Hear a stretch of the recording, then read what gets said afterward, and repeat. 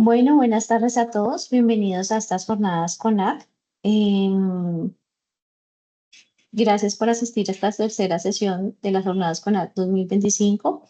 Hoy desarrollaremos nuevas temáticas para brindar conocimientos alternos para estudiantes y actualización permanente para egresados, docentes y profesionales en general. Sabemos que nos acompañan estudiantes y docentes de los 11 posgrados que hoy en día ofrece la Facultad de Contaduría Pública, egresados de la distinta oferta académica que hemos tenido y que se conectan desde diversas latitudes del mundo. Este evento aborda varios ejes: humanístico, tributario, auditoría, control de las organizaciones, contexto digital, prevención del crimen económico y compliance.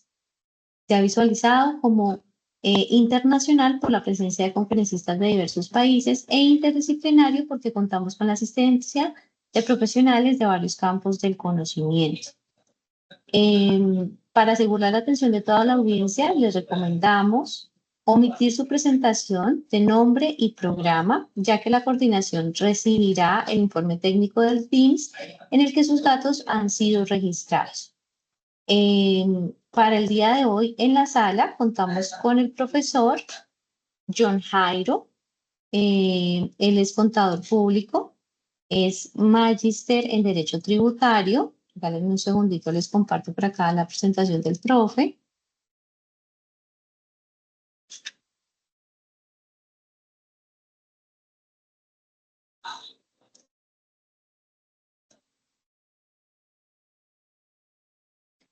Entonces, nuestro profe John Jairo Restrepo Liscano es contador público, magíster en Derecho Tributario y doctor en Humanidades, Humanismo y Persona.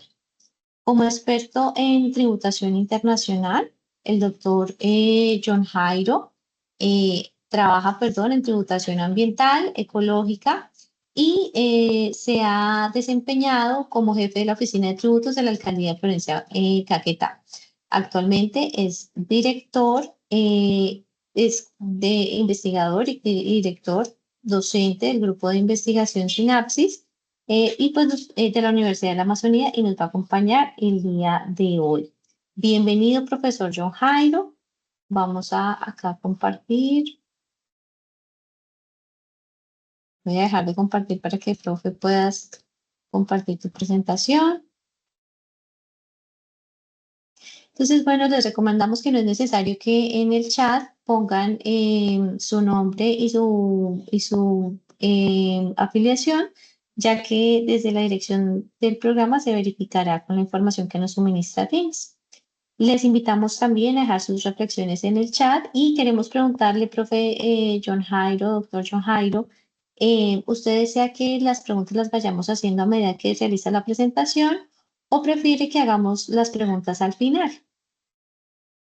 Buenas noches, gracias por la invitación. Creo que al final está bien. De todas maneras, si alguien de pronto, ustedes que están allí como revisando, si consideran que se puede abrir un espacio en algún momento, pues lo podemos hacer. Si no, entonces esperaremos al final. Perfecto, profesor John Hyde. Entonces, pues el escenario es todo suyo. Bienvenido a este espacio y yo estaré acá atenta a revisar las preguntas del chat y acompañarle en la sesión. Muchas gracias. Yo quiero que me digan si pueden ver mi presentación, por favor. Sí, profe, ya se ve.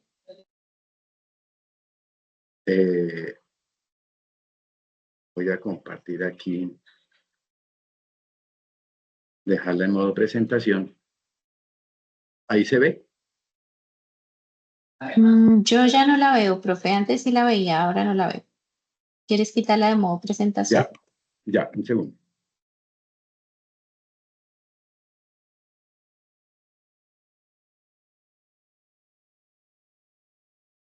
Voy a colocarla acá.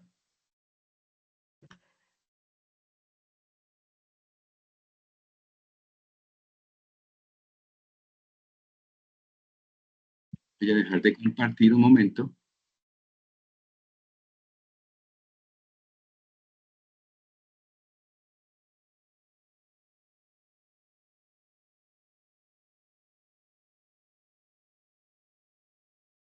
Démosle un segundito al profe John Jairo mientras ajusta la presentación.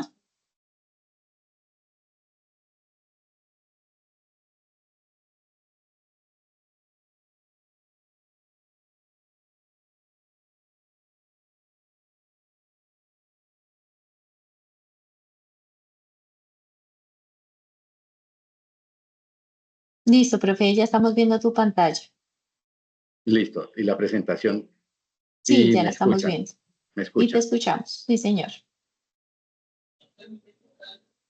Listo. Ahí dejamos de verla, profe. Si Es que quieres, no la pongas en modo presentación. sí, sí, como que se desconfigura. Voy a hacerlo, a ver si lo puedo hacer por acá.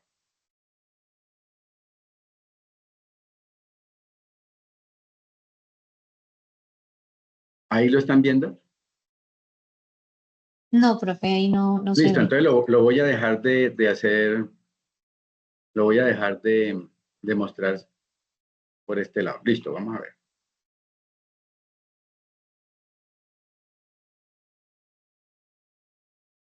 Ahí la ven. Ahí la vemos, profe. Si quieres, la vas pasando así, con Entonces eso no. voy a reducir aquí Ajá. tamaño para que quede más grande. ¿Les parece? Está perfecto, profe. Listo. Muy bien. Muy buenas noches a todos los asistentes. Les agradezco mucho a las directivas de la Universidad Externado por esta invitación.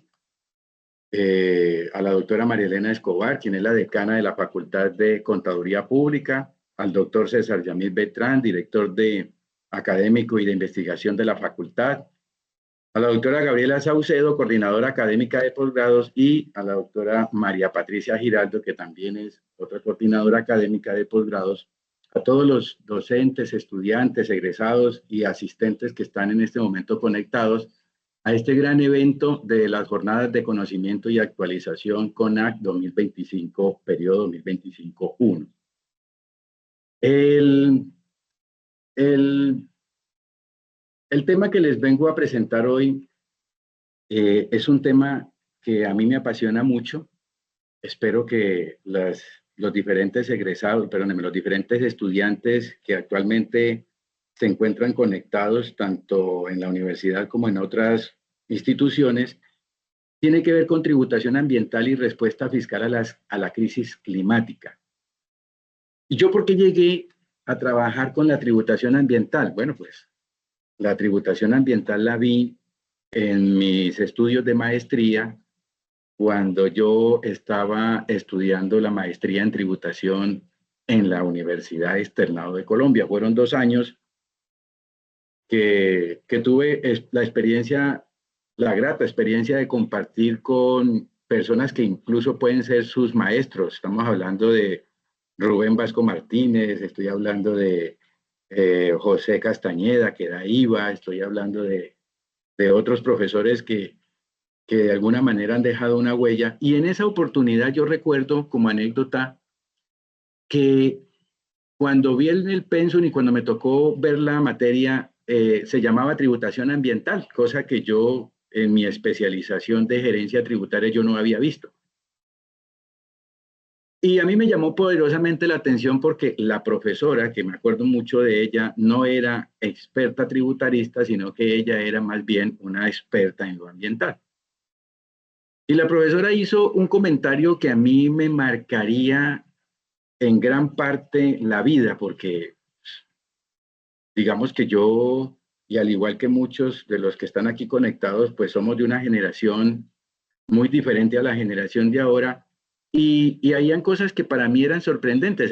Recuerdo que ella dijo en algún momento que habían descubierto que una especie de aves había dejado de pasar por un territorio específico dentro de la geografía colombiana, en esas migraciones que hacen del norte al sur y después del sur al norte, había dejado pasar porque se dieron cuenta, pues las aves, en sus procesos de guía para poder pasar por ese territorio, se dieron cuenta que ese territorio había cambiado.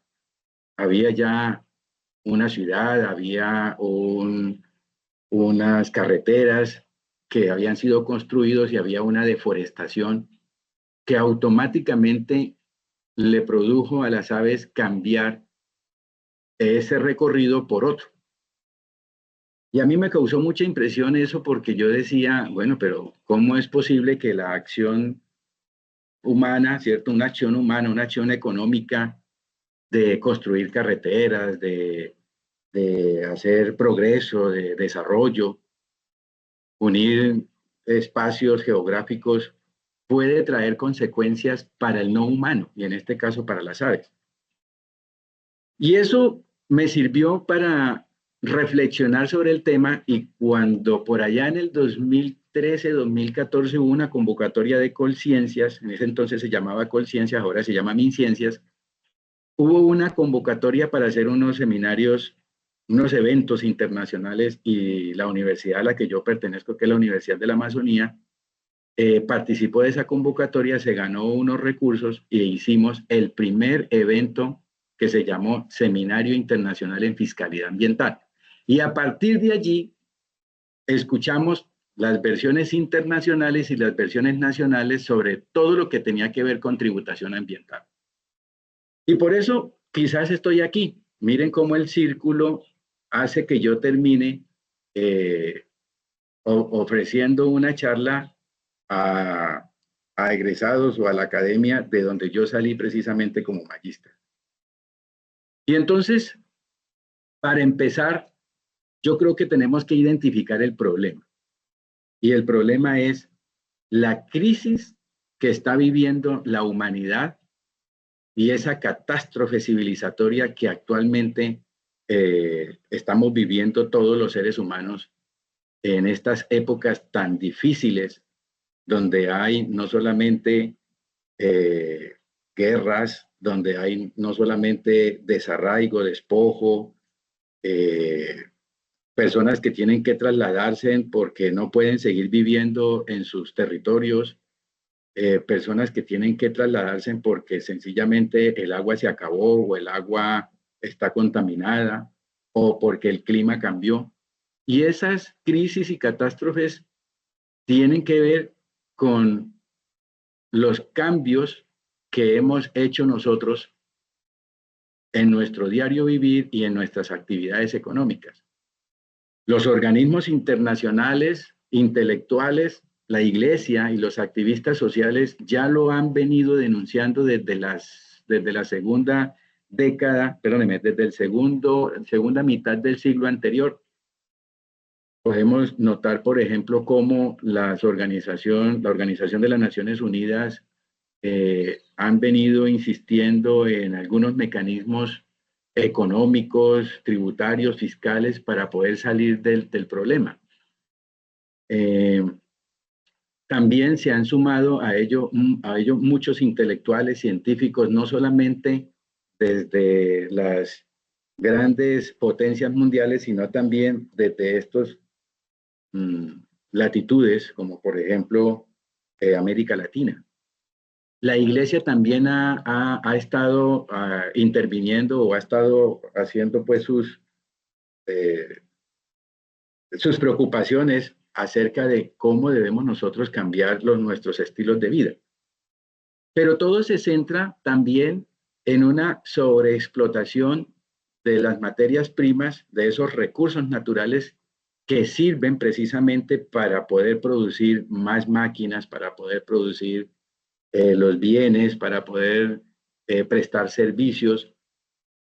Y ese saqueo de materiales o esa extracción de materia prima lo que ha provocado es una profunda destrucción a los ecosistemas. De ahí el por qué el sistema tributario nuestro actual debe intervenir. Es un sistema tributario que deberíamos empezar a pensar si solamente se justifica para obtener unos recursos para que el Estado o los gobiernos puedan hacer obras públicas y obras sociales. El extractivismo, lo hemos identificado, no siempre paga regalías. Ese extractivismo normalmente evade impuestos, es un extractivismo que está exonerado de impuestos, no pagan impuestos verdes y se apropian de la tierra.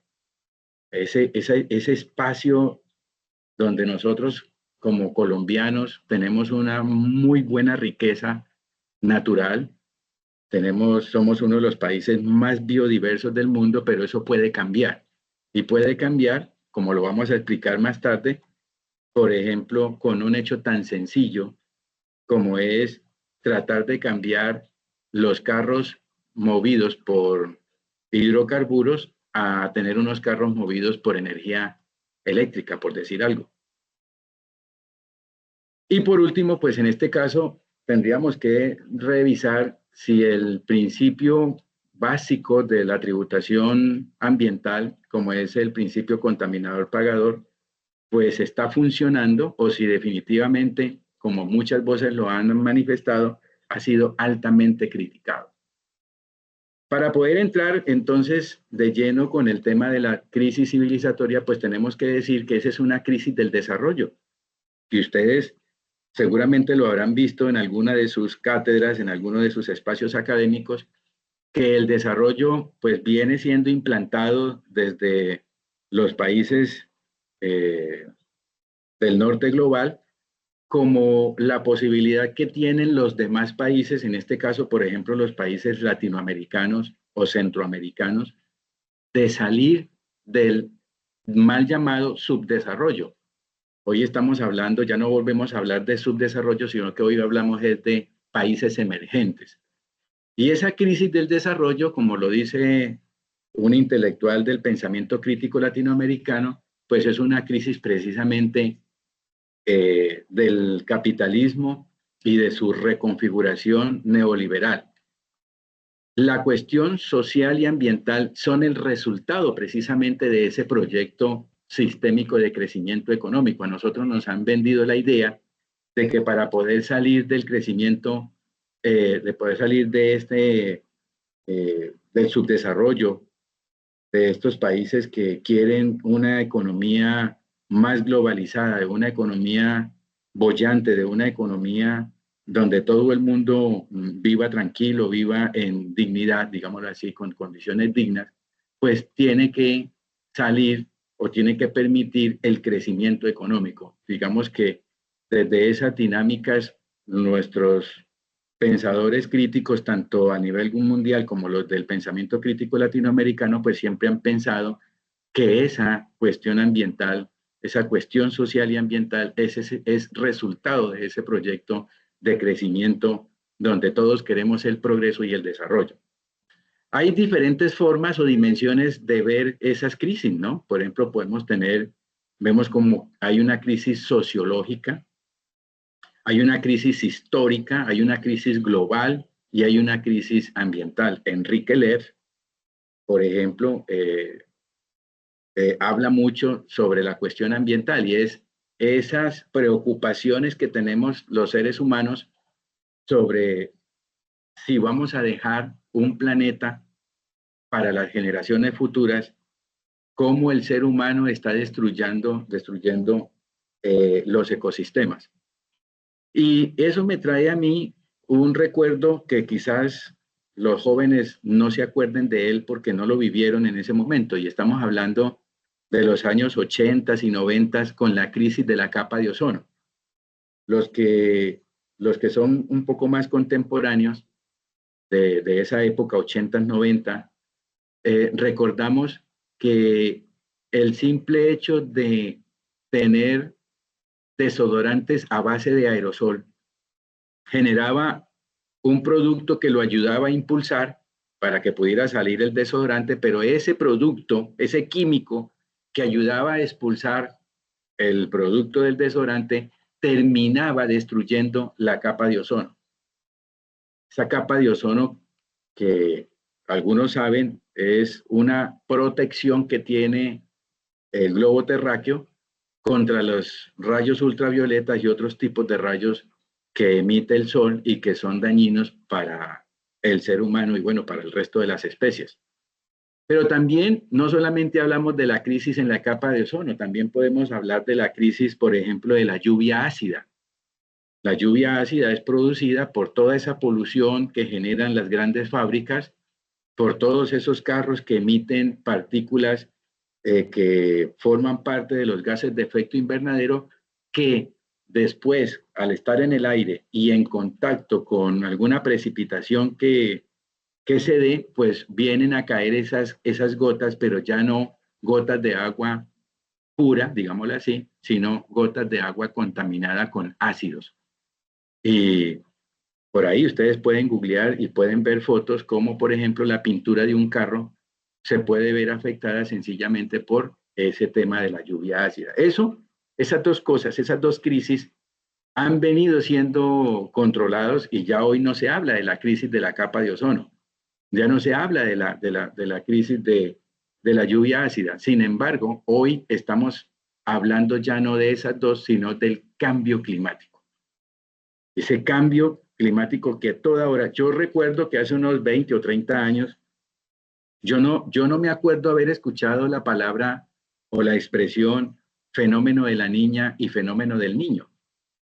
En alguna conferencia escuché que sí, que esos son fenómenos viejos, pero no se escuchaban tanto como hoy, ¿sí? Hoy esos fenómenos del niño y de la niña que ocurren, por ejemplo, aquí en Colombia, pues tienen que ver precisamente con esos cambios climáticos.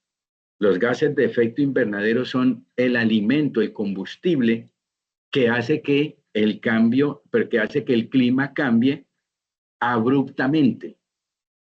Nuestros padres y nuestros abuelos siempre pensaban que en cierta época iba a llover. Ellos decían, había un dicho que dice, abril lluvias mil. Por lo menos desde donde yo vivo, era frecuente que en abril llovía, pero uno ve que llega abril y en abril no llueve. Entonces, como que ese cambio que hay en el clima, pues ya no es pues digamos que las cuestiones que se daban que eran propias de cada mes o de cada época ya no son, porque el cambio climático desapareció esas formas de llevar el clima que eran muy particulares. Pero también hay una desaparición de especies. Todos los días hay reportes de una desaparición sistemática de especies, tanto de aves, de insectos, de mamíferos, de anfibios, etcétera, etcétera, que se deben precisamente a esos cambios en el clima. Los glaciares, por ejemplo, se están disminuyendo, se están desprendiendo. Recuerden ustedes un hecho histórico que no se debería recordar, que no debería volver a pasar, pero fue, por ejemplo, el desastre de la avalancha de Armero. Y es que la avalancha de Armero ocurrió precisamente por un desprendimiento, por eh, ¿cómo le llamamos? Sí, se derritió parte de uno de los nevados, creo que fue el Nevado del Ruiz, y ese desprendimiento formó una avalancha que terminó con la vida de casi cerca de 25,000 habitantes de Armero. Y bueno, pues hay una elevación del mar donde los habitantes costeros pues viven muy preocupados porque cada día el nivel del agua está elevándose y los están, digamos, desplazando hacia tierras más firmes y hacia tierras más altas. Esas crisis, pues indudablemente se debe a la búsqueda de la riqueza. El ser humano hoy en día vive pensando en tener más, en acaparar más, en tener más riqueza. Las ansias de poder, la globalización y pues indudablemente el extractivismo ha permitido que los sistemas económicos siempre estén buscando. Algunos han hablado de la crisis del capitalismo. Recuerden ustedes cómo, por ejemplo, varias crisis se han presentado. Una de ellas fue en el año 1998, donde hubo una burbuja inmobiliaria, una burbuja financiera, y en eso, tanto en el año 98 como en el año 2008, que fueron dos crisis de cerca de 10 años entre una y la otra, por no hablar de otras anteriores, hicieron pensar que el capitalismo iba a disminuir o que el capitalismo iba a desaparecer, pero no fue así. El capitalismo se reconfiguró. El capitalismo logró tener otras formas, otras dinámicas, y entonces ahora más rato les voy a explicar cómo, por ejemplo, la globalización, el neoliberalismo y lo que algunos intelectuales han hablado del post-desarrollo y el post-neoliberalismo. Esa crisis civilizatoria y la crisis ambiental, pues, como se ha venido diciendo, se debe a una racionalidad tecnocientífica económica.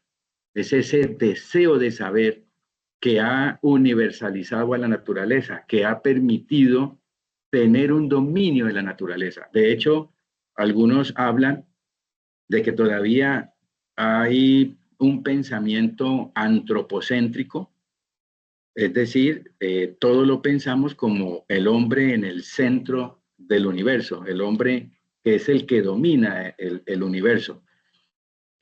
Hoy ya hay unas corrientes y sobre todo los jóvenes están pensando más como en una corriente más ecocéntrica o en una corriente más biocéntrica. Ya no estamos pensando que el hombre realmente es el eje y el motor del universo, el que lo domina todo, sino que hay que dar el espacio real a lo que es la naturaleza. Y algunos hacen considerar que la naturaleza es mucho más fuerte, incluso algunos llegan a pensar que la naturaleza ejerce un proceso de reacomodo, de readaptación, y que lo más probable es que en ese proceso de reacomodo y de readaptación el ser humano sea uno de los sacrificados. Y eso ya lo vimos o ya lo hemos documentado, ya se ha documentado, por ejemplo, con la era de hielo, donde le atribuyen la desaparición de los dinosaurios.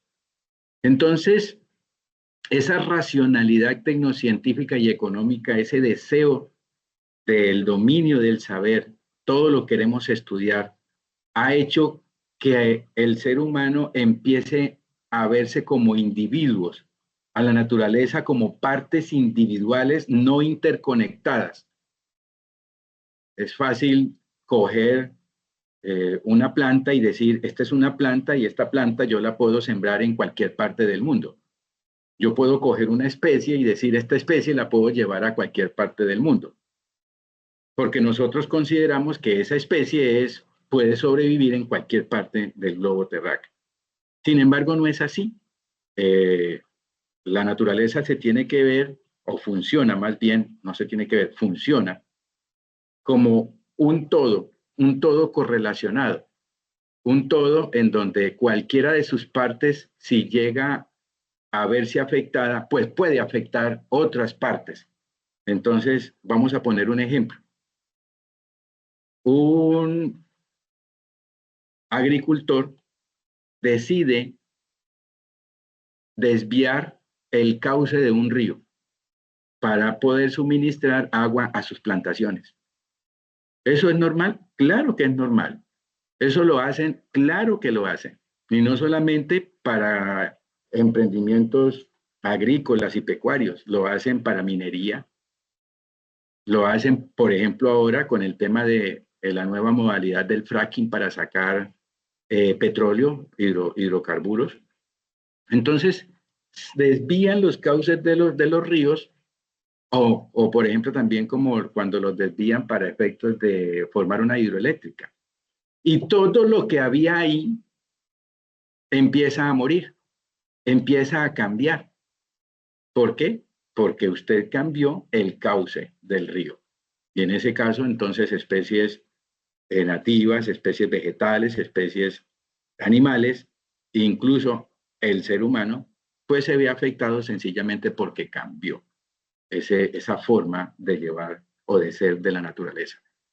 La crisis civilizatoria entonces invita a reflexionar sobre la condición de modernidad, una modernidad que inició cuando los españoles y los europeos llegaron a conquistar este lado de la tierra, y en ese orden de ideas, entonces, la idea de progreso y de desarrollo que fue implantada desde la primera mitad del siglo anterior y que viene creciendo día a día más, pues es una idea donde el crecimiento sin límites y la capitalización de la naturaleza nos muestra que hay un crecimiento, o mejor, que hay un sistema económico que está acabando con la vida.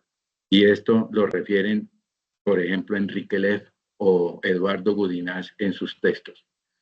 Por eso hay que prestarle atención a lo que la Iglesia ha venido diciendo. Y es que la Iglesia lo viene diciendo desde el año 1971, cuando dijo que el Papa de su momento llegó a decir que los nuevos problemas sociales producidos por una economía moderna conlleva a la sobreexplotación de los recursos naturales. Y estamos hablando precisamente de la generación de, de ciudadanos que nacieron entre los 60 y los 70. O sea que ya ahí estaban preocupados la Iglesia por esos problemas sociales de una economía moderna. Pero en la encíclica siguiente del año 1979 y la del 2009, la misma Iglesia pide cambiar los estilos de vida. Esos modelos económicos y su papel frente al mundo natural que lo rodea.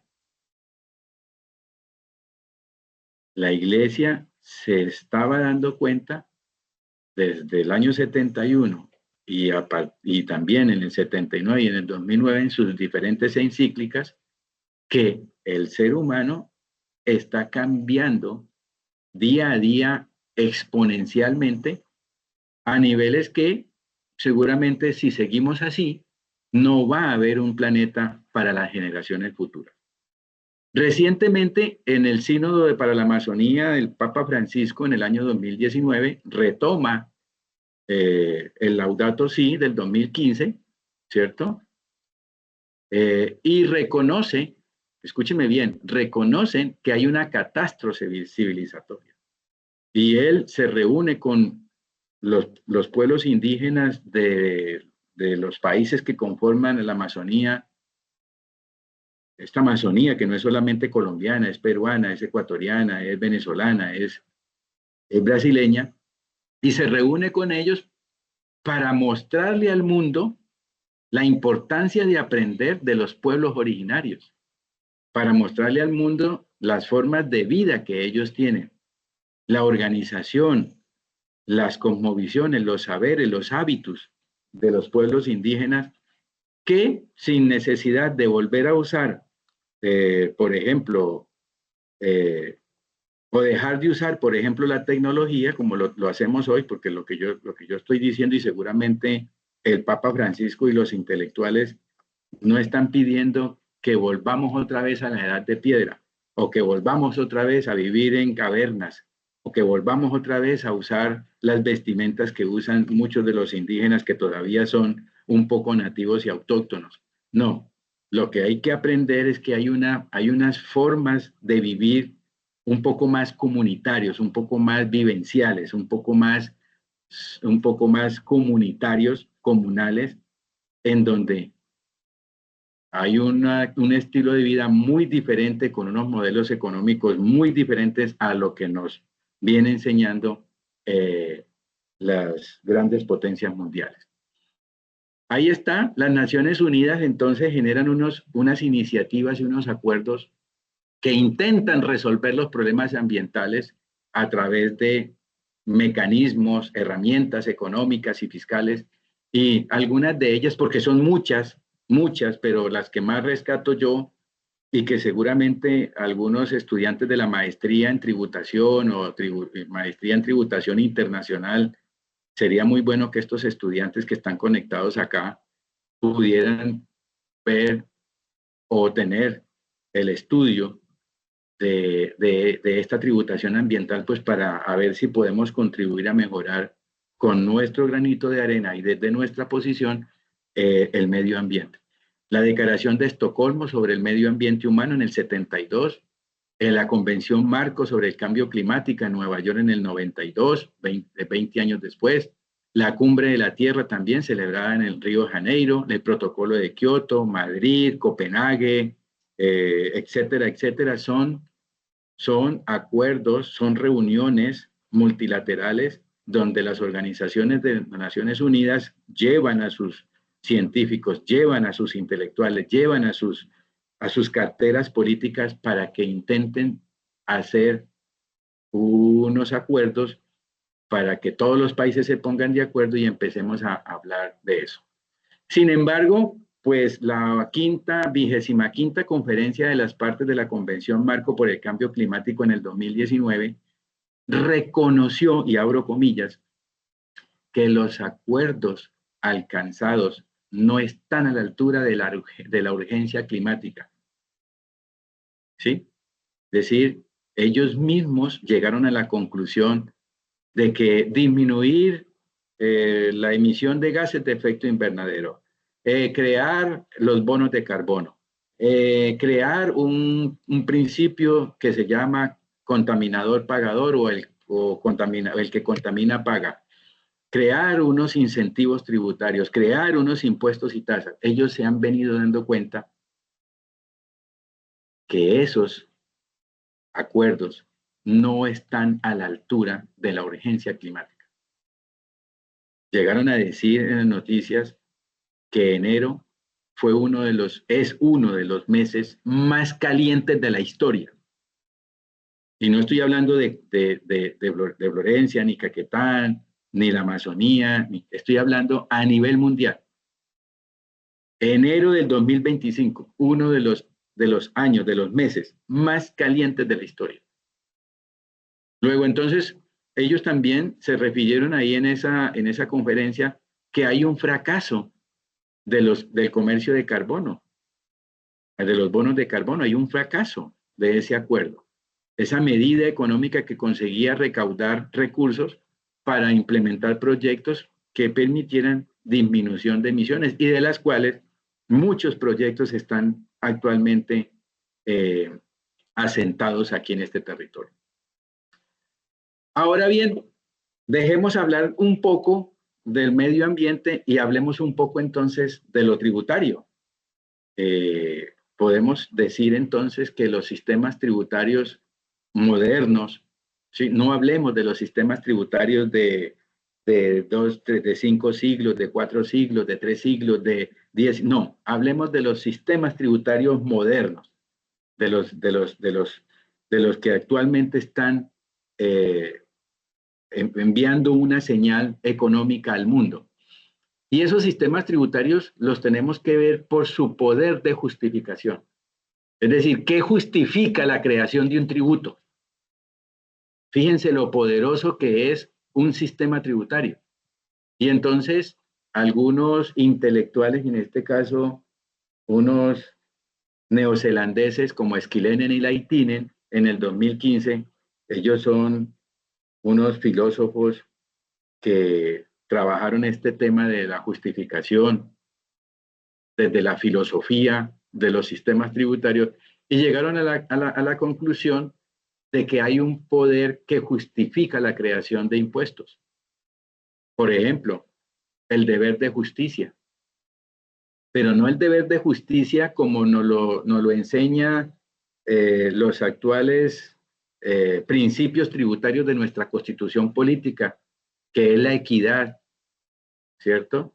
O la igualdad tributaria, no. Este deber de justicia, como nos lo proponen algunos intelectuales occidentales, nos dicen que tiene que trascender a la justicia social, por ejemplo, a la justicia ambiental, a la justicia de la vida digna, la dignidad humana.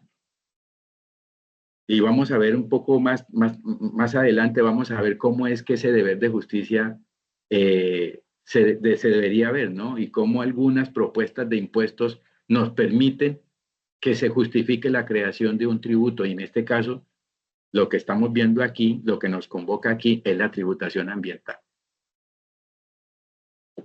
Pero la tributación también debería servir a la realización de los derechos fundamentales y colectivos del ser humano. Y yo sé que aquí me escuchan abogados, ingenieros, me escuchan de otras profesiones, administradores, contadores y de otras profesiones. Y en algunos momentos de sus cátedras se dan cuenta que hay unos derechos fundamentales y unos derechos colectivos, como por ejemplo el derecho a gozar de un ambiente sano. Es que ese derecho a gozar de un ambiente sano no está colocado en la constitución política de relleno, es un principio, y escúchenme bien, un principio que lo hemos visto en más de 119 constituciones políticas a nivel global. Es decir, ese derecho colectivo no es solamente de aquí de Colombia, ¿no? Todos los países que tienen constituciones lo relacionan. Por ejemplo, nosotros ya le llamamos el derecho a gozar de un ambiente sano, pero por ejemplo en Brasil se llama el derecho a gozar de un ambiente limpio.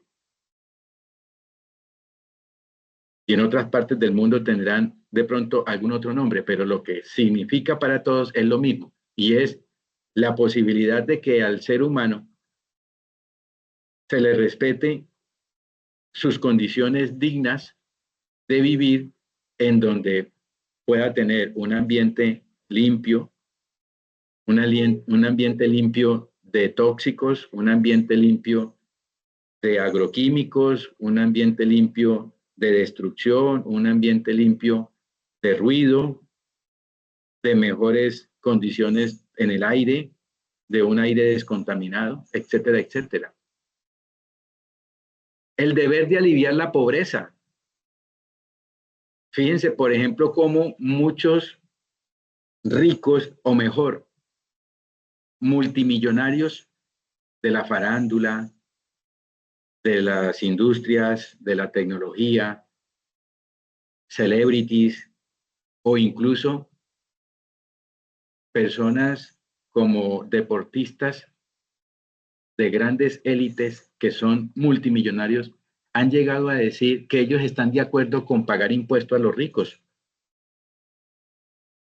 O sea, ellos mismos reconocen que tienen tantos recursos monetarios, financieros, económicos, que ellos están dispuestos a que los estados le cobren un impuesto a los ricos. Claro, no será cualquier rico, ¿cierto? Pero nos están enviando una señal. Y ellos saben que lo que ellos están haciendo, ese recurso que probablemente, como no hay un impuesto a los ricos, bueno, en algún momento servirá de investigación para que algunos de ustedes revisen si a nivel mundial existe algún impuesto actualmente que grave las grandes riquezas, ¿no? Porque ustedes me dirán, pues aquí está el impuesto al patrimonio. Bueno, pero es que el impuesto al patrimonio no lo consideran como un impuesto a los ricos. Alguno diría que sí, pero aquí estamos hablando de los extremadamente ricos. Aquellos que comen aleta de tiburón, aquellos que comen caviar, aquellos que se dan el lujo de viajar y de gastar $250,000 en un viaje que dura apenas, no sé, ayúdenme, 1 minuto, 5 minutos, 10 minutos en el espacio exterior y regresan con una experiencia inolvidable. Nosotros no podemos hacer eso actualmente. Entonces, esas formas de ver la justificación de los sistemas tributarios es lo que en los contextos globales está sirviendo como mecanismo justificador para crear impuestos verdes. Nosotros le llamamos aquí en Colombia impuestos ambientales. Pero ya hay una corriente, y entre esas yo también estoy de acuerdo, que estamos hablando ya no de impuestos verdes ni de impuestos ambientales, sino que estamos hablando de impuestos ecológicos. Porque es que no podemos ver solamente desde la posición antropocéntrica, donde solamente tenemos que pensar en el ambiente para mí como ser humano, sino también en el ambiente del otro, del no humano. Y ya hay vertientes ya no solamente tributarias, sino también legales, como por ejemplo han salido sentencias donde le otorgan derechos a un río, como por ejemplo el río Atrato, derechos al río Amazonas, derechos al oso de anteojos. Y seguramente en la medida en que vayamos siendo más ricos en una legislación positivista, seguramente van saliendo más derechos donde ya no son derechos de seres humanos, sino también derechos de ellos, de otros. El sesgo extrafiscal de la tributación, estímulo o desestímulo de acciones, aquí habla de acciones comportamentales en el plano individual y colectivo, pero yo diría finalmente que son acciones irracionales. Ustedes dirían, pero ¿cómo así? ¿Por qué irracionales? Bueno, porque el ser humano de alguna manera se comporta irracionalmente. Entonces, pensemos, debemos mostrar unos impuestos, cómo los impuestos, cuando se utilizan para objetivos no fiscales, pueden ser una herramienta útil para proteger la naturaleza, para proteger la vida y la salud del humano, por ejemplo. Ustedes se dieron cuenta que hace poco fueron aprobadas dos importantes impuestos, el impuesto a las bebidas azucaradas y el impuesto a las comidas ultraprocesadas. Y esos impuestos eran para favorecer la salud del humano. Pero también tendremos que pensar en examinar si la extrafiscalidad, y ya vamos a ver qué es, como una herramienta de preservación ambiental en una sociedad reflexiva y de riesgo. Como, por ejemplo, cuántos tipos de impuestos están creados a nivel internacional según su fuente contaminadora. Y es que hay una riqueza en los países que han venido estando alineados con la extrafiscalidad. Por ejemplo, en la Comunidad Europea, ellos son muy fuertes en los tributos ambientales, en los tributos verdes, que nos están mandando una señal. ¿Será que el estudio de la tributación extrafiscal ambiental crea una conexión entre el derecho tributario y el derecho ambiental? Esa sería una muy buena reflexión, por ejemplo, para una tesis. ¿Cómo creamos a través de una tributación extrafiscal un vínculo entre el derecho tributario, que aquí hay unas especializaciones y hay unas maestrías, y el derecho ambiental? Y aquí y una de las cosas más importantes, ¿será que, por ejemplo, los objetivos de desarrollo sostenible, los informes de sostenibilidad, la economía circular, la ecocontabilidad, la contabilidad multidimensional, tridimensional y la extrafiscalidad, impuestos verdes, impuestos ecológicos, tributación verde, políticas fiscales verdes, son una forma de disimular, de callar, de disfrazar que todavía el capitalismo, la industrialización, el mercantilismo, el consumismo sigue vigente? Eso es para pensarlo. Y estos son unos buenos elementos para ustedes, para sus tesis. El sistema tributario moderno, el de hoy, definitivamente se nutre de ese modelo económico que alienta al ciudadano a competir. Eso ustedes lo saben. Invita al ciudadano a atesorar. Lo invita a consumir. Entonces, yo voy a colocar un ejemplo que hay veces yo exagero, y me perdonan que en ejemplos, en anécdotas, pero yo digo, si a mí me gustaría que la gente me recordara como un excelente futbolista a nivel de talla internacional, y que yo todavía tengo una capacidad de unos 10, 12 años de ser un buen futbolista a nivel mundial, porque tengo esa capacidad, y yo creo que ustedes están dando cuenta a quién me estoy refiriendo, cómo es que este futbolista deja atrás jugar en ligas de alto movimiento, de alto alcurnia, de alto pedigrí, para ir a una liga donde nadie ve, donde nadie los transmite, pero porque allá les pagan más. Eso es un ciudadano, un modelo económico que lo alienta a él a atesorar y a competir por una capacidad económica. Ese es un ejemplo. Y ese sistema tributario lo hace. Nada más ahora, por ejemplo, ustedes que son tributaristas, o algunos que están aquí escuchándome, se dieron cuenta todo lo que se tejió alrededor de Falcao. Y recuerden ustedes que Falcao tenía una condición. Si Falcao está más de 180 días o 183 días, Falcao entra a ser tributariamente responsable de algunos impuestos. Pero si él no está dentro del territorio colombiano más de 183 días, él se evita pagar unos impuestos. Pero el sistema tributario y económico, el modelo económico mejor, el modelo económico que le dice al ciudadano, venga, usted tiene que tener más para vivir tranquilo, relajado, lo invita a competir, lo invita a atesorar. Y Falcao ya le pasaron los 183 días y le ofrecieron, me imagino yo, creo, le ofrecieron unas condiciones en donde él podía pagar esos impuestos y le iba a quedar más. La vida hoy, el sistema tributario está cimentada necesariamente por el ingreso, la riqueza y el consumo, y eso lo saben ustedes. De ahí que entonces la OCDE, en el año 1972, pensó en un principio, y el principio se llama principio contaminador pagador, o algunos le llaman quien contamina paga. Y yo creo que yo alcancé a hablar un poco de eso al principio cuando les dije que estaba siendo muy cuestionado. ¿Por qué? Porque, como quien dice, ¿usted va a contaminar? Sí.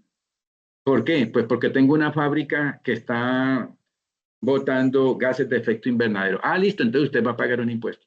Ah, no importa, yo lo pago. Señor, ¿usted quiere seguir tomando agua en botella? Sí, sí, sí, yo sigo tomando agua en botella. ¿Por qué? No, porque le vamos a cobrar un impuesto de 1.000 pesos por cada botella de agua que usted compre. Ah, no, no importa, no importa, yo la pago. ¿Por qué? Pues porque es la única forma de tener una botella higiénica y que yo no me voy a enfermar. Ah, bueno, listo.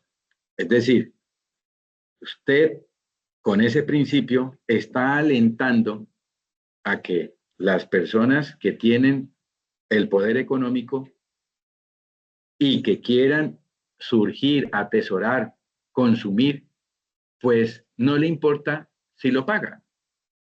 Y ese ejemplo lo podemos ver hoy, por ejemplo, como en las bolsas plásticas. ¿Cuánto cuesta el impuesto? Escúcheme bien, el impuesto de las bolsas plásticas. El impuesto vale nada más 63 pesos, 64 pesos, póngale 65 pesos por cada bolsa plástica. Y cuando uno va y ve en las grandes superficies, en los negocios que están obligados a cobrar ese impuesto, y usted se da cuenta que la gente sigue empacando en bolsas plásticas. Y entonces uno le pregunta, ¿por qué? Y en una investigación que hicimos, afuera de los centros comerciales, afuera de estas grandes superficies, y la respuesta es, pues ¿por qué 63 pesos no me hace mella en mi economía? ¿Y cuántas bolsas lleva usted? 5, 6 por 5, 30, 300 pesos. O sea, 300 pesos no es un impuesto que me enseñe a mí o me induzca a que yo deje de consumir ese tipo de bolsas y que lleve mi bolsa reutilizable. Esto es una propuesta, este principio salió de una propuesta de Arthur Cecil Pivot, un economista que en el año 1920 habló y estudió los cargos, una especie de cargo, una especie de sobrevalor precisamente a título de impuesto que permitiera corregir esas externalidades negativas.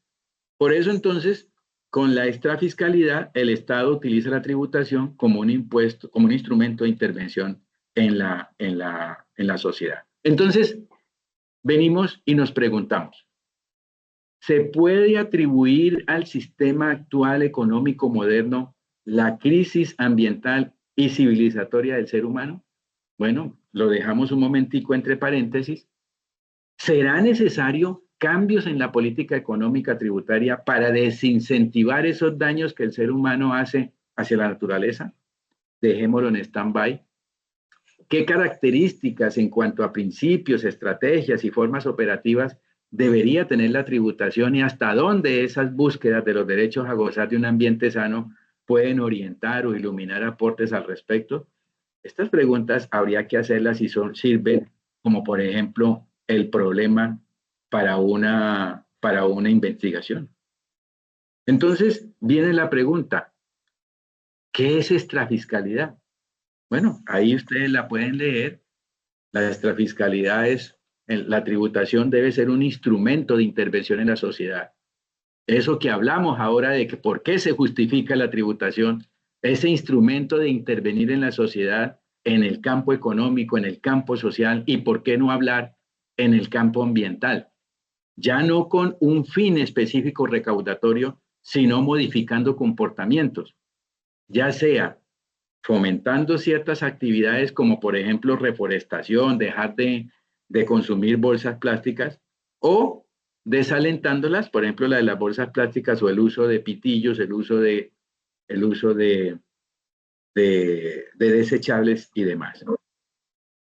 ¿Cuál es el propósito de la extrafiscalidad? Bueno, pues el propósito de la extrafiscalidad es servir de un instrumento económico que le permita recaudar plata, va uno, porque es que no podemos negar, no, es que la extrafiscalidad no persigue un efecto económico, no, claro que lo persigue, porque si no, no sería impuestos. Los impuestos son para recaudar. Lo que pasa es que viene un segundo propósito y es corregir los comportamientos, yo le llamo irracionales del ser humano. Claro, no todos son así, ¿no? Entonces, por ejemplo, ¿cuánto nos da tristeza ver que en algunas fuentes hídricas se están lavando vehículos? ¿Cómo nos duele saber que para poder sacar minería están sacando agua o están contaminando agua con mercurio? ¿Eso no es un comportamiento irracional? Claro que lo es. Pero también un propósito de la extrafiscalidad es reducir las fallas, atenuar los daños ocasionados precisamente por esas acciones del ser humano que causan desequilibrios en el medio ambiente. Y por ende, pues claro que es que un propósito extrafiscal es que el recaudo se revierta, se reintegre a la gestión del medio ambiente, al cuidado del medio ambiente. Porque no por algo entonces yo cobro impuestos, pero resulta que la plata me la llevo para cubrir otras necesidades. Si el propósito es un propósito, si el impuesto es un impuesto extrafiscal, debe ir a esa finalidad. Entonces no podemos ver a una extrafiscalidad como una categoría tributaria, porque es que si ustedes la buscan en la Constitución política, no la encuentran. Lo máximo que encuentran es parafiscalidad, pero es que esto no es parafiscalidad, esto es extrafiscalidad, es decir, una función adicional al recaudo. Por lo tanto, ustedes no lo van a encontrar en la Constitución. No es una tipología de tributo como impuestos, tasas y contribuciones. Entonces ustedes van a buscar, y busquemos extrafiscalidad a ver si la encontramos, no la van a encontrar. No se encuentra en la Constitución y su definición no se encuentra en la literatura normalmente, la occidental. Usted cuando va a buscar extrafiscalidad, la encuentra en la literatura de este lado del mundo. Los europeos no le dicen extrafiscalidad, los europeos hablan de impuestos verdes. ¿Es lo mismo? Sí, es lo mismo, pero nosotros le estamos dando un sentido adicional para darle como una conceptualización o un paradigma o una teoría y poderla utilizar precisamente para los propósitos de crear algunos impuestos como ya lo están haciendo a nivel internacional. Ahora bien, ¿qué tipo de impuestos, o mejor, sí, qué tipo de impuestos se pueden crear para cuidar el medio ambiente? Pues eso depende de algo y depende de la fuente contaminadora. Y entonces nosotros tenemos algunos impuestos como por ejemplo el impuesto a la energía, ¿cierto? O sea, todo lo que tenga que ver con gravar la energía. Tenemos impuestos que graben el transporte. Tenemos impuestos a los residuos y a lo que contamina, pero tenemos impuestos cuando usted extrae de la tierra, de la naturaleza, extrae recursos naturales.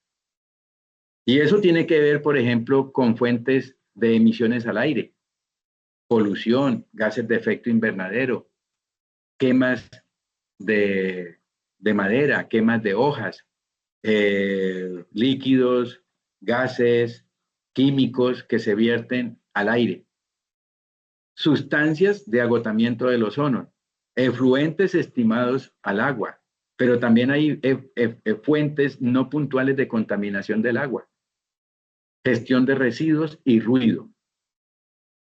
Pensemos, por ejemplo, cómo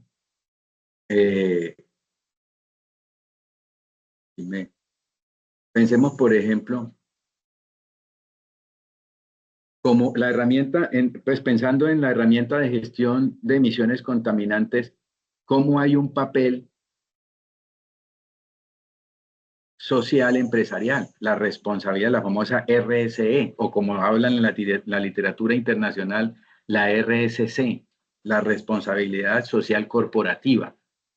Pero también hay una responsabilidad en la gestión ambiental como política medioambiental del gobierno, como política ambiental de las empresas. Pero pensemos nosotros cuál es el papel del contador, del administrador, del abogado, del químico. ¿Cuál es el papel frente a la contabilidad ambiental y social? En este caso, ¿cuál es el papel en lo legal?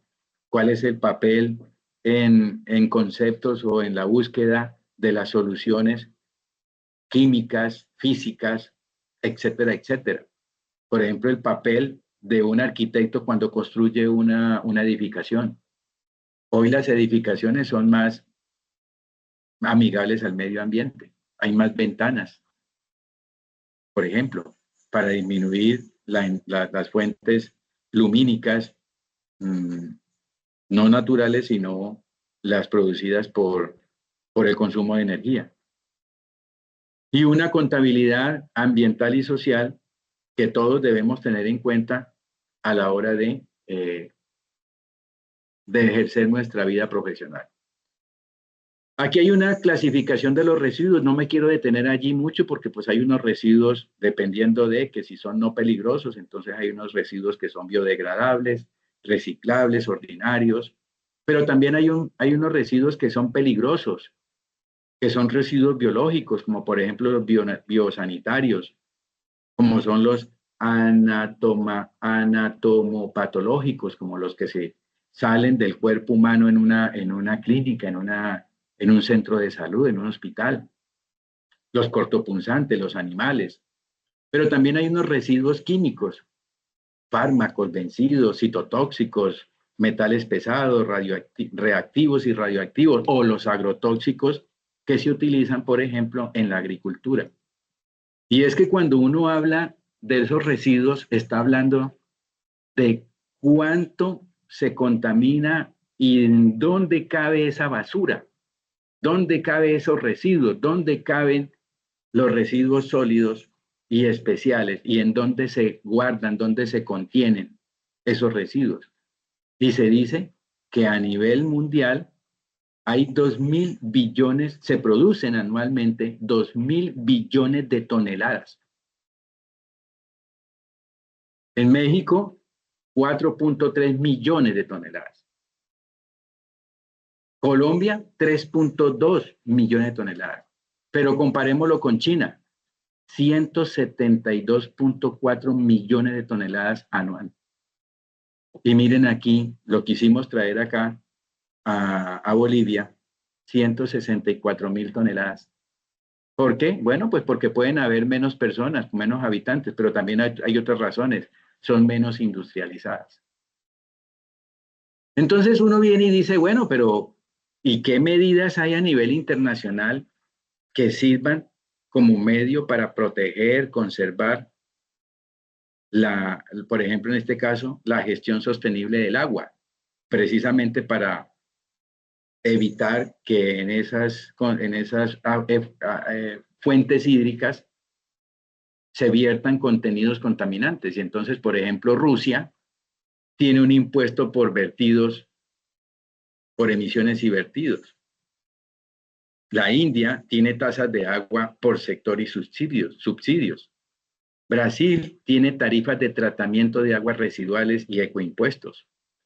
la Unión Europea, entre todos los países, se han puesto de acuerdo a sacar unas directivas, unas directivas de agua y tributación, y ahí se han creado unos impuestos y tarifas basados en niveles de contaminación y tratamientos de agua. Y aquí yo quiero mencionarles, por ejemplo, cómo ustedes recuerdan que los pasados olímpicos que se celebraron en Francia, sí, fue en Francia, ¿cierto? Sí, fue en Francia. Eh, Le tocó a la alcaldesa de París, en el río Sena, salirle a unos cuestionamientos de que los deportistas no iban a competir en las aguas del río Sena, sencillamente porque las aguas del río Sena estaban contaminadas. Y entonces, ¿qué le tocó hacer a la alcaldesa? Para evitar ese escándalo y decirles y darle una seguridad, a la alcaldesa se metió a las aguas junto con su gabinete y algunas directivas, otros no lo quisieron hacer, diciendo, mire, si yo puedo meterme, yo le estoy dando garantías de que los demás pueden. Bueno, digamos que al final algunos llegaron a decir que la alcaldesa sí se logró enfermar, que algunos directivos se lograron enfermar, pero ahí, digamos, lo que yo quiero significar es que ellos están haciendo unos consensos para poder decir que efectivamente a través de la tributación han podido mejorar, bueno, y a través de otras herramientas han podido mejorar los niveles de contaminación de un río que atraviesa una ciudad. Pero yo les preguntaría a ustedes, ¿será que si llegase a haber unos juegos nacionales, centroamericanos o panamericanos, será que podrían hacer alguna competencia en el río, por ejemplo, en uno de los ríos de Bogotá? O en el río que atraviesa aquí a Florencia, o en el río que pasa y suministra en Medellín, o el río Pance, por decir algo. Yo creo que más de uno diría, no, yo ahí no me metería. ¿Por qué? Pues porque tenemos desconfianza de que en esos recursos hídricos todavía seguimos botando contaminación. Bueno, aquí hay impuestos para los ricos, ya lo hablamos. Y aquí viene entonces una serie de impuestos que tiene varios países del mundo.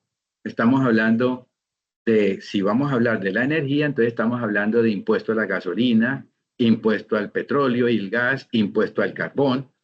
Y si ustedes se dan cuenta, aquí están los países, aquí está el impuesto, pero aquí está qué pasa con Colombia. Esta última columna es qué pasa con Colombia. Entonces pensemos, si Estados Unidos, Sudáfrica y Suecia cobran un impuesto a la gasolina, bueno, en Colombia también hay, perfecto, no hay problema. Pero cuando Japón cobra un impuesto al petróleo y al gas, ya en Colombia no se cobra. Y cuando decimos que se cobra un impuesto a la extracción de carbón, a pesar de que aquí se cobra un impuesto al carbono, hay que repensar de que no estamos hablando, hay que distinguir del impuesto al carbón del impuesto a los hidrocarburos, que son, digamos, cosas diferentes. En Suecia hay un impuesto al azufre. En Suecia, Rumania y Cataluña hay un impuesto sobre la energía. Si bien es cierto, aquí hay una ley y hay un impuesto, una tasa sobre las transferencias eléctricas, y hay una ley que permite la transición hacia energías más renovables, todavía no hay ese impuesto creado en Colombia.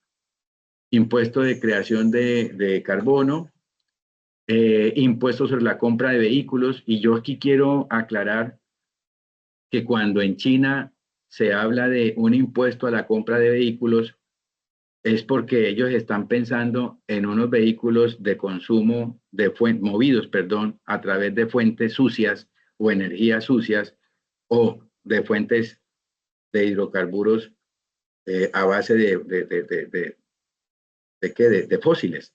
Y en ese orden de ideas, Colombia, a pesar de que tiene un impuesto de vehículos, el impuesto de vehículos no es ambiental. El impuesto de vehículos creado en Colombia en el año 1998 es un impuesto por tener vehículos, mas no fue pensado como un impuesto ambiental. Y bueno, vienen otros impuestos, como por ejemplo impuesto a la congestión. Ustedes saben que en Colombia ya empezamos un tema de los peajes, empezamos un tema de la restricción de movilidad, pero eso no es un impuesto. En cambio, en Suecia sí hay un impuesto a la congestión vehicular. Hay unos impuestos a los tiquetes aéreos, hay unos impuestos al agua, unos impuestos forestales, unos impuestos a la emisión de óxidos de nitrógeno producida por la aviación, partículas atmosféricas, mitigación del cambio climático. Pero miren este importante, impuestos sobre vertederos. Y aquí, de alguna manera, tengo que decirles que Colombia le hace falta mucho un impuesto sobre los rellenos sanitarios, los vertidos de esos residuos sólidos que si seguimos generándolos y botándolos a los rellenos sanitarios, no vamos a tener un territorio libre de basura, sencillamente porque todo lo estamos depositando. Pero si a mí, por ejemplo, me llegan a cobrar un impuesto, y aquí quiero, digamos que ya ir como cerrando, porque creo que ya va a ser las 9:30, creo que, por ejemplo, un caso de éxito, y este caso lo pude vivir, lo pude experimentar, porque en un país en una ciudad de los Países Bajos me causó mucha curiosidad cuando, cuando al sitio donde yo me estaba quedando, que no era un hotel, era un familiar, y el familiar llega y me dice, le digo yo al familiar, lo miré que estaba sacando la basura, lo que nosotros llamamos la basura, estaba sacando los residuos en unas bolsas y lo estaba llevando a unos contenedores afuera de la casa. Y entonces yo le dije, ¿y por qué esas bolsas? Y las bolsas decía ayuntamiento de la ciudad holandesa, y venía una marquilla donde decía el kilo. Entonces 5 kilos, 10 kilos, 2 kilos, 1 kilo. Entonces yo le dije, pensando en nuestras dinámicas de aquí, de este lado del mundo, yo le dije, ¿por qué no coge unas bolsas que yo traigo, de esas que yo les traje unos detalles, ¿por qué no coge esas bolsas y ya llena de basura y las saca allá? Y él me contesta y me dice, no, John Jairo, no las podemos sacar allá porque yo ya pagué el impuesto de pagar de los residuos. Le dije, ¿cómo así que ya pagó el impuesto? Yo, claro, cuando yo tengo la obligación como habitante de esta ciudad de que toda la basura se saque en unas bolsas especiales que yo tengo que ir a pagar vía impuesto. Entonces yo tengo que ir a decir, quiero tantas bolsas, pero no me están vendiendo la bolsa, me están vendiendo el impuesto de los vertederos. Y entonces, cuando yo compro esas bolsas, yo en esas bolsas puedo depositar los residuos y esos son los que finalmente yo los llevo allá. Conclusión, mi visita hacia él le generó unos residuos y por esos residuos él tuvo que pagar impuestos. Entonces, fíjense cómo el concepto cambia y alguien diría algún día, bueno, pero pues ¿qué importa? O sea, pues yo creo que no va a ser muy exitoso aquí en Colombia ese impuesto porque pues todo el mundo intentará hacerle la trampa, pero yo pensaría que no. Yo pensaría que sí es una buena estrategia de que pensáramos en cobrar o que se implementara aquí en Colombia un impuesto a los vertederos y hace mucha falta. Ahora que el nuevo gobierno está hablando de transición energética, que está hablando de energías renovables, hidrógeno verde y otras cosas, en unas investigaciones que estamos haciendo con varios estudiantes del semillero y varias personas que están haciendo posgrados, nos dimos cuenta que en los Países Bajos, por ejemplo, se cobra un precio mínimo de CO2 para aquellas generadoras de electricidad que botan, expiden CO2. Pero también hay impuesto a los vuelos o a los pasajes. Hay impuestos al valor de la producción de energía eléctrica, es decir, la energía eléctrica ya le tienen un impuesto. Y yo me imagino que eso lo hacen para desincentivar la creación o la producción de energía eléctrica, utilizando fuertes fuentes de recursos naturales como por ejemplo el agua. Pero en Países Bajos y en Francia hay también impuesto al consumo de energía. Claro, ustedes me van a decir, no, pues entonces ahora la energía, si está cara, pues va a ser más costosa. Bueno, sí, es probable, pero eso nos obliga a nosotros a tener unos comportamientos más racionales. Entonces, si usted planchaba todos los días, pues ya no planche todos los días. Si usted tenía un nevecón de capacidades exorbitantes, sabiendo que usted no vive sino con su esposa, pues entonces piense en comprar una nevera más pequeña de consumo más bajo. O sea, estrategias y alternativas sí las hay. Y por eso allá piensan en eso, en estos países europeos. Hay unos precios fijos a la electricidad solar y a la eólica y hay unas reducciones del impuesto sobre la renta, por ejemplo, en Alemania, para quienes utilicen energía solar, para quienes pongan paneles solares. Hay en España un impuesto a la producción de combustible nuclear, a residuos radioactivos. Hay un impuesto al almacenamiento de combustible nuclear y de residuos. Pero miren que hay un impuesto en California, aquí en Norteamérica, hay un impuesto sobre la extracción de litio. Y ustedes saben que el litio es un insumo muy importante para crear baterías en los carros eléctricos, en los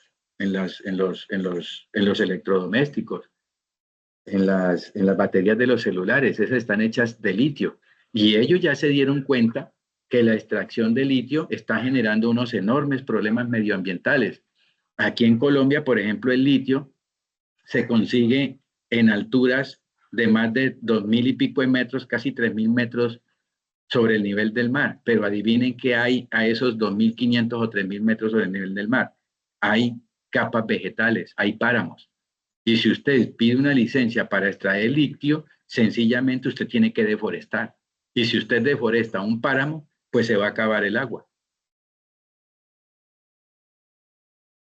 Finalmente, en Colombia tenemos una serie de impuestos como por ejemplo la sobretasa ambiental del impuesto predial, impuesto de vehículos automotores, que ya lo dije, mírenlo aquí, no es un impuesto ambiental, pero uno podría darle un tinte ambiental, ¿cierto? Darle un tinte ambiental. No lo es porque los recursos no se van para mitigar el medio ambiente. Hay un impuesto al consumo de bolsas plásticas, hay un impuesto al carbono, hay unas sobretasas ambientales para proteger los humedales, hay unas sobretasas ambientales como punto de control turístico, hay un impuesto a la publicidad exterior visual y tengo que ser sincero con ustedes, tampoco es un impuesto ambiental, pero sí es un impuesto con tinte verde o ambiental. Y nosotros en una investigación le colocamos tinte verde, es porque podríamos convertir el impuesto a la publicidad exterior visual que se cobra en los municipios para aquellos que coloquen vallas superiores a 8 metros cuadrados y que contaminan visualmente y contaminan los territorios, pues podría ser un impuesto ambiental. Impuesto nacional sobre productos de plástico, que no es un impuesto, sino que es, perdóneme, desalienta el consumo de eso, es una medida legal. Y las tasas, que son creadas algunas con la ley 99 del 93, que son tasas por aprovechamiento forestal maderable en bosques naturales. Hay unas tasas por utilización permanente de reserva forestal, que es para proteger los bosques orientales de Bogotá. Hay unas tasas por utilizar el agua. Hay unas tasas retributivas por vertimientos puntuales. Hay unas tasas por transferencias del sector eléctrico. Hay unas tasas por inversión forzosas en proyectos de obra que involucren el uso del agua, y también hay una tasa por caza de fauna silvestre. Y finalmente, como una forma de reflexión que yo los invito, es nosotros vivimos la urgencia de actuar frente a una catástrofe civilizatoria, una crisis civilizatoria. Los invito a que revisemos ese concepto, que revisemos esos escritos de estos intelectuales, que es bien interesante. No lo hagan solamente porque John Jairo vino hoy y habló de eso, sino revisemos que eso es una realidad.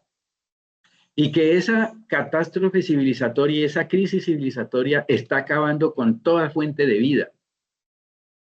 Está acabando con comunidades, está acabando con flora, con fauna, con paisaje. Fíjense bien, el paisaje lo estamos alterando. Nos duele la amenaza de los ecosistemas, el futuro incierto del ser humano. ¿Cómo no nos va a doler esa amenaza? Esos pajaritos que no volvieron a pasar por ese territorio porque ellos se desorientaron cuando vieron que iban a llegar a un lugar, pero ese lugar ya no existía. ¿Por qué? Porque vieron otras dinámicas, vieron otros escenarios que no eran los naturales de ellos y automáticamente esos pajaritos no volvieron. Aquí no todo está concluido. Yo vengo trabajando esto desde hace, ya les conté, yo hice la maestría en el 2008, me gradué en el 2010, después hice el doctorado y también traté muchos temas que tienen que ver con dignidad humana, con la política tributaria verde, con los derechos fundamentales de gozar de un ambiente sano. Y yo digo, todavía esto no está concluido, a mí me faltan muchas cosas por, digamos, por investigar. Habrá que seguir indagando, habrá que seguir investigando, habrá que proporcionar elementos que ponga a pensar si las políticas de nosotros, las de nuestros vecinos, las políticas internacionales. Yo escuché que Trump, el nuevo presidente de los Estados Unidos, había dicho que él iba a reversar.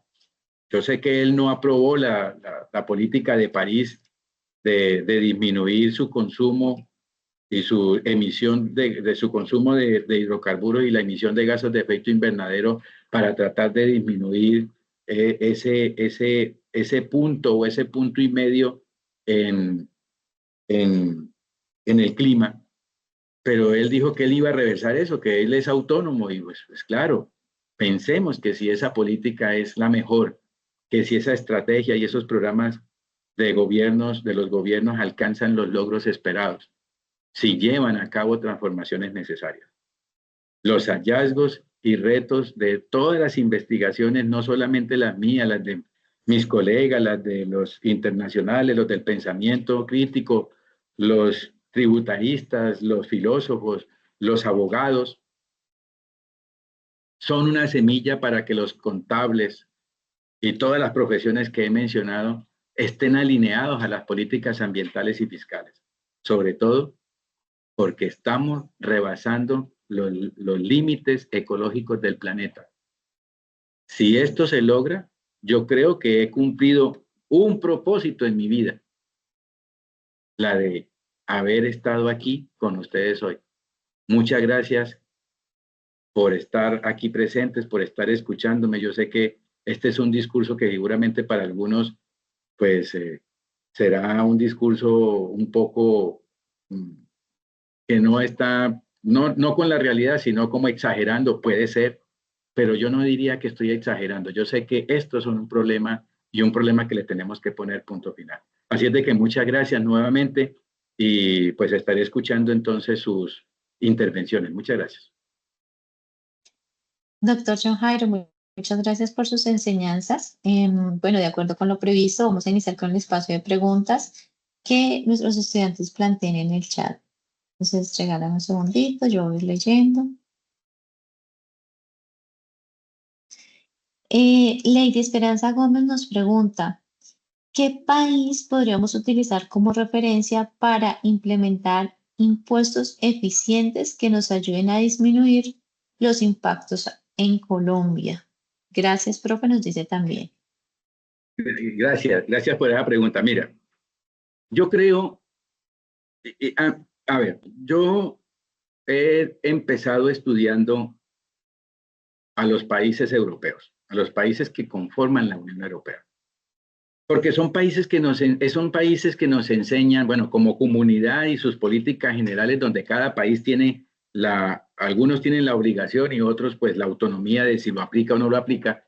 Pero creo que esas políticas basadas en esa comunidad nos ha venido enseñando que hay unos impuestos que son bien interesantes. Por ejemplo, nosotros aquí sabemos que el fósforo es un insumo agropecuario.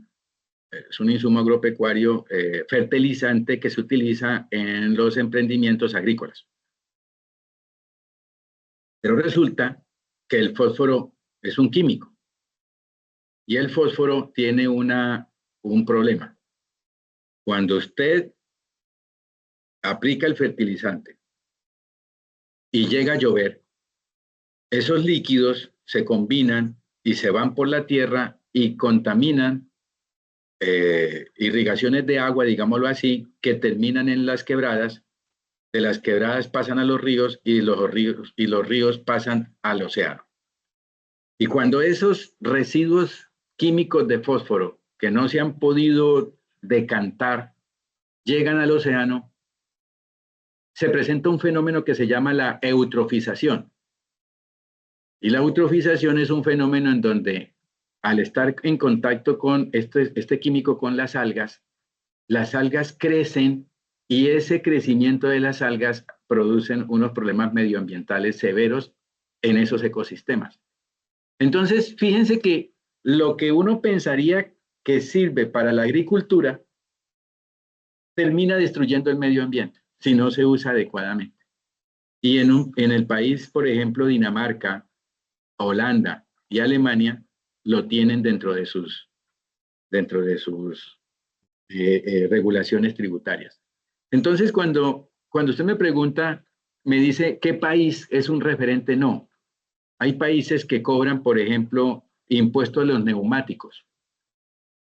Entendido neumático como llantas para nuestro vocabulario, para nuestro léxico. O sea, en estos países se cobran por las llantas.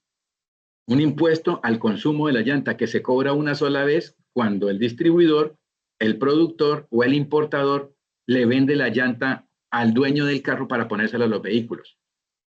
Entonces, y ustedes dirían, bueno, pero eso no es incrementar el consumo, es no incrementar el precio de la llanta. Bueno, pero es que fíjese después, ¿qué va a pasar con esa llanta? Esa llanta termina en estas latitudes, yo no estoy hablando de allá, en estas latitudes, en estos escenarios, la llanta termina en las fuentes hídricas, las llantas terminan en las carreteras, las llantas terminan en los territorios, las llantas terminan en los océanos, en los ríos. Y lo que hay que hacer es evitar, o mejor, acuérdense que el propósito de la extrafiscalidad es lograr que con ese impuesto se pueda utilizar para descontaminar, para sacar, para generar proyectos que nos ayuden a eliminar. Entonces, yo empezaría a revisar todo el ordenamiento tributario de los países europeos y después pasaría a países, por ejemplo, asiáticos, algunos que son muy importantes como China. ¿Y por qué menciono a China? China es un caso particular. China es un emporio económico que incluso algunos podrían decir que es mayor que el de Estados Unidos. Esa discusión no la vamos a dar, pero lo que sí sabemos es que los chinos ya se dieron cuenta que tienen que trabajar para disminuir esos efectos, porque si no, todo el mundo le va a echar la culpa a China. Y entonces China tiene que sacar pecho diciendo, sí, pero nosotros tenemos estas herramientas, sí, pero nosotros tenemos estos instrumentos. Entonces la China, toda la literatura que hemos consultado, los chinos son los mayores autores de esta literatura. Entonces, no despegue sus ojos en China. Siguiente. Perfecto, profesor John Jairo, muchas gracias. Germán Alberto Castro nos dice, si las afectaciones ambientales se expresan en los bienes públicos, en la definición de economía del concepto, el planteamiento que nos deberíamos dar no es si el modelo capitalista funciona, sino todo lo contrario. Si el Estado es capaz de actuar como dueño de los bienes públicos, recursos naturales, o si mejor los gestionamos con criterios de derecho de propiedad y precisamente a través de modelos capitalistas de gestión, como lo propone el Nobel de Economía, el profesor Ronald Coase, más que una crisis civilizatoria, no estaremos frente al hecho cierto del fracaso de los modelos de planificación central de recursos naturales a través del Estado. Bueno, gracias por esa pregunta. Bien interesante y yo lo voy a responder desde esta posición. Claro que tiene razón. Tiene razón la Iglesia al decir que nosotros tenemos unas formas de vida extrañas, unas formas de vidas modernas donde estamos destruyendo el planeta. Tiene razón las élites, las transnacionales, las grandes potencias mundiales, al tratar de disminuir o tratar de crear algunas herramientas legales, voluntarias, tributarias, económicas, etcétera, para tratar de disminuir esos efectos que puede tener, por ejemplo, el capital, buscando otras alternativas. Y yo creo que eso me faltó, que lo miré ahí, pero finalmente por el tiempo no lo abordé. Y es, por ejemplo, la economía circular. La economía circular es un invento de nosotros los seres humanos para decir, mire, reutilicemos lo que hay para que no tengamos que seguir saqueando y seguir sacando recursos. Pero un momentico, es que la población sigue creciendo. La población, los alimentos, los animales domésticos y los animales que son necesarios para cubrir las necesidades de alimentación sigue creciendo. El agua no sigue creciendo, el agua se está acabando. Entonces, cuando las grandes transnacionales llegan y dicen, venga, tenemos que mirar si de pronto la economía circular puede servir para mitigar un poco, claro que sirve, sí señor, pero no es la solución. Y de allí que los objetivos de desarrollo sostenible, que yo comparto que es una buena estrategia, no es en definitiva la solución a los problemas. No lo es. Habría que buscar alternativas otras, por ejemplo, alternativas un poco más vivenciales en armonía con la naturaleza. Tendríamos que pensar en comunidades, por ejemplo, economías propias, economías solidarias, economías comunitarias, no pensando en que vamos a tratar de desaparecer el capital o terminando o pensar en desaparecer la propiedad privada, no, sino qué estamos haciendo con ella y cómo podemos salir adelante sin que le hagamos daño a ese otro. Pero es que nosotros lo hacemos es al revés. Si nosotros tenemos 1 hectárea, queremos tener 2. Si tenemos 2, queremos tener 4. Y si tenemos 4, queremos tener más. ¿Sí? No en vano, la gente, algunos se han dado cuenta que están gastando muchísima plata para tratar de explorar a Marte.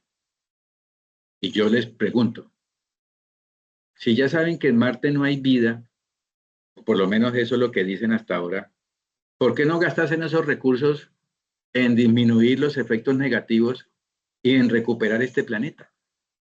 ¿Por qué estamos invirtiendo tantos miles de millones de dólares enviando maquinaria, enviando expediciones, donde sabemos que solamente hay recursos mineroenergéticos para traer, cuando esos recursos los podemos utilizar acá? Entonces, yo estoy de acuerdo con el que escribe. Yo creería que lo que tenemos que hacer es pensar desde cada orilla o desde cada punto, desde donde nosotros nos situamos. Entonces, el arquitecto, pensar cómo construir una edificación utilizando las fuentes del solar para disminuir el uso de energía de fuentes lumínicas. Preguntarle al ingeniero químico cómo tratar de utilizar ciertas combinaciones químicas pues para poder producir algo mucho más amigable con el medio ambiente y no, por ejemplo, que pudiéramos tratar el cuero de las vacas, por decir algo, del ganado bovino, para tratar ese cuero y poder hacer bolsos de cuero, por decir algo, que no utilice químicos tan dañinos al medio ambiente. Tratar de decirle al contador, y aquí me incluyo yo, decirle, contador, ¿por qué no le propone a la empresa que usted está asesorando, dígale que hay que internalizar los costos que no fueron tenidos en cuenta, sencillamente porque él está botando partículas al aire que están contaminando al vecino, a aguas abajo, y que pues que si él internaliza esos costos, pues tendría la posibilidad de comprar un filtro, tendría la posibilidad de comprar alguna maquinaria que tuviera una tecnología suficiente para poder disminuir tanto impuestos como el impacto negativo. O sea, cada quien tiene, y obvio, él lo acaba de decir, ¿por qué no pensamos en las políticas públicas? ¿Por qué no pensamos en la acción del gobierno? ¿Por qué no pensamos si el gobierno está dejando de planear? ¿Por qué no pensamos si el gobierno está dejando de utilizar unas políticas públicas adecuadas, digamos, de mayor presión, de cumplimiento, de castigo? Pero no, se, se viven entregando licencias ambientales a diestra y siniestra a emprendimientos extractivistas, mineroenergéticos, porque pues primero está la vida económica del país, pero no estamos pensando en el medio ambiente. Mil gracias, profe. Eh, bueno, en línea con eso último que usted nos está comentando, Jason Steven Pinilla nos pregunta, ¿qué papel juegan los contadores públicos frente al medio ambiente y cómo enfrentar el desinterés de los empresarios con las afectaciones medioambientales? Hay unos discursos nuevos de alguna vertiente de programas de contaduría y unos grupos de investigación de varias universidades que están hablando, creo que la del Valle es una, la Universidad de la Amazonía también, tenemos aquí unos buenos exponentes que ya son hasta conferencistas internacionales, hablando de contabilidad, ecocontabilidad, contabilidad, empezaron tridimensional, hoy le llaman multidimensional, contabilidad emergente, eh, y ahora pues estamos en una nueva dinámica que son los famosos reportes green, reportes sostenibles, reportes medioambientales que las empresas deberían presentar. Y estos exponentes están investigando esa posición, la nueva posición, el nuevo reto del contador público, no solamente con el empresario que lo está contratando, sino con la comunidad, con la sociedad y con la población en general, pensando antropocéntricamente. Entonces, ya hay esas corrientes donde nos están diciendo, por ejemplo, quienes son los contadores acá, quiero que hagan una revisión en, en las normas, los nuevos marcos técnicos normativos de normas internacionales, NIC y NIF, y revisen cuántas veces se encuentran la palabra medio ambiente, cuántas veces encuentran la palabra externalidades negativas, cuántas veces se encuentran la palabra explotación o extracción. Y se van a dar cuenta que son muy pocas. O sea, las normas internacionales no están hechas para el discurso nuevo, emergente que está saliendo. Y luego entonces el contador estaría pensando que su papel es un papel que no es representativo porque sencillamente si un contador le llega a decir a su patrono, a su jefe, le llega a decir, oiga, venga, miren que es que nosotros estamos vertiendo estos químicos al agua, lo más probable es que el patrono le diga, ¿sabe qué? Hasta mañana trabaja usted.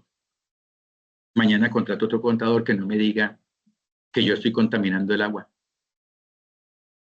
Si el empresario definitivamente está sintonizado con estas dinámicas, pues el empresario dirá, oiga, venga, sí, y dígame qué estrategia podemos utilizar. Ah, no, pues mire, utilicemos unos filtros, utilicemos unas nuevas tecnologías, le toca sacar una platica, pero usted sabe que puede tener unas exenciones en IVA, unos incentivos tributarios, una disminución de la carga tributaria, y puede generar un valor agregado, puede generar unos efectos, por ejemplo, en el consumidor, que le van a permitir vender más. Si el empresario no está alineado con esa dinámica, seguramente el papel del contador no va a funcionar. Al empresario, cuando le toca rendir los informes de sostenibilidad, esos informes green y bueno, todo lo que llevan estos informes, seguramente no le va a gustar que dichos informes digan que él es un contaminador total. Él automáticamente va a decir, no, venga, ese informe no puede salir. Entonces el papel del contador se queda allí. Pero, fíjense ustedes, ¿quién iba a creer que yo iba a terminar estudiando la fiscalidad ambiental? ¿Quién iba a creer que yo iba a estar publicando libros sobre fiscalidad ambiental? Y yo creo que este discurso no es un discurso para llevarlo allá mañana y vayan a sus empresas y díganle, miren, es que un conferencista nos dijo que es que nosotros tenemos que internalizarlo. No, yo creería que lo que tenemos que hacer es primero pensemos, ¿qué papel estoy desempeñando yo? Y que en mi papel, ¿cómo lo estoy haciendo de tal manera que yo pueda ofrecerle, por ejemplo, contablemente, una buena contabilización para que el empresario sepa que tiene unas externalidades negativas? Qué bueno sería que yo como tributarista le pudiera decir al patrono mío, al empresario al que le sirvo, decirle, mire, es que si usted cambia la tecnología, porque ya su maquinaria está obsoleta y está gastando mucho combustible, ya hay unas que están mejorando con energía solar. O decirle por qué no cambia de energía eléctrica y más bien coloque unos paneles solares para que utilicemos el potencial energético en el techo de la edificación. Ahí es donde está el valor agregado. Ese es el verdadero papel del contador, una buena asesoría, una buena asesoría contable y tributaria, legal, porque hasta nosotros nos convertimos en todo, ¿no? Sin quitarle el papel al abogado, nosotros nos convertimos en los asesores personales y privados de ellos. Es ahí donde tendríamos que tener una mejor presencia. Mil gracias, profe. Bueno, vamos con la última pregunta. Realmente hemos tenido bastantes preguntas, se nos van a quedar algunas por fuera, pero vamos a hacer la última.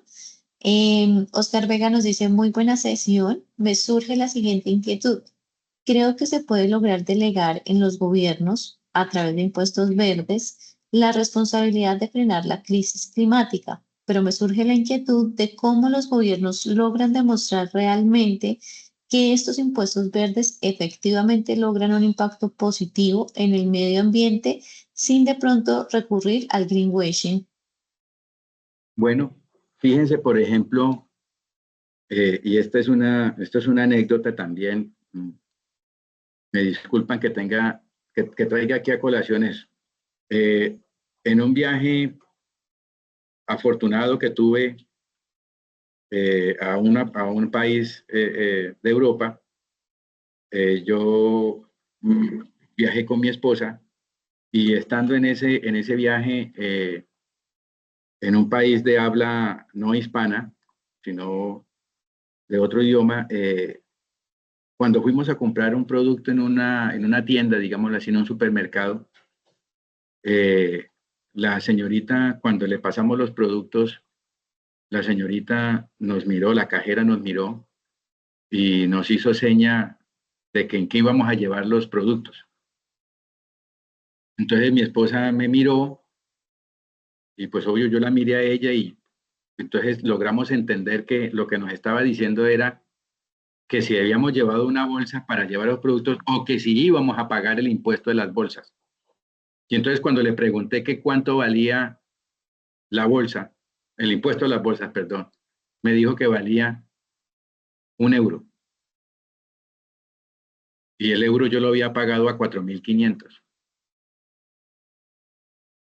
Y entonces cuando ella me dice, es que la bolsa vale 1 euro, estoy hablando de una bolsa plástica, no estoy hablando ni siquiera de una bolsa reciclada o de una bolsa reutilizada, no, una bolsa plástica que se podría dañar, romper. Conclusión, mi esposa le dije, en la chaqueta meta esto, ponga esto, en el bolso ponga esto, y yo me llevo esto en la mano y nos lo comemos allá afuera. ¿Por qué? Pues porque no queríamos gastar un euro en un impuesto de una bolsa. En Colombia, 6 bolsas, 6 por 6, 36, vale 400 pesos. 400 pesos son 2 monedas de 200 en el piso. 2 monedas de 200 que se pueden encontrar y que seguramente la gente ya no los levanta. Entonces, yo pregunto, ¿habría un desincentivo económico que realmente yo lo sienta en el bolsillo cuando se trata de cobrarme un impuesto a la bolsa? No, en Colombia no, allá sí, porque a mí me dolió. Ustedes saben que uno cuando va aspirando a hacer economía para que le alcance más, para poder disfrutar más, pero a mí me dolía pagar un euro, 4.500 pesos por una bolsa. A mí aquí, cuando a mí se me olvida llevar al supermercado las bolsas reutilizables, pues me toca decirle a la señorita que sí, que me venda o una bolsa reutilizable o que me cobre el impuesto de las bolsas. Entonces, ¿cómo hacer para que esos impuestos sean efectivos?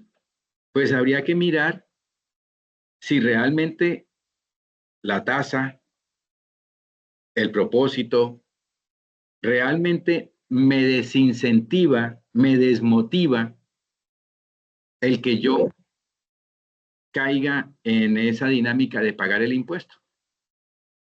Entonces, pensemos que si a mí me van a cobrar un impuesto, por ejemplo, a las botellas de plástico, tengo dos opciones.